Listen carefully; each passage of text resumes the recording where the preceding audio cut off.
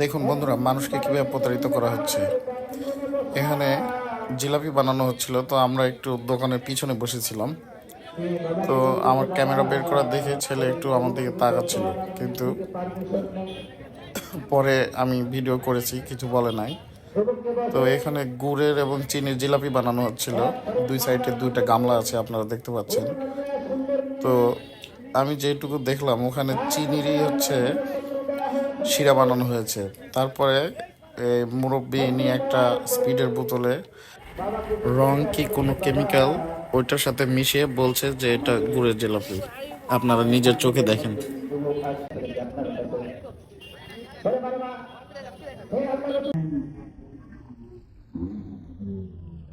তাহলে বলেন, মানুষকে গুড়ের জিলাপির নামে কি খাওয়ানো হচ্ছে?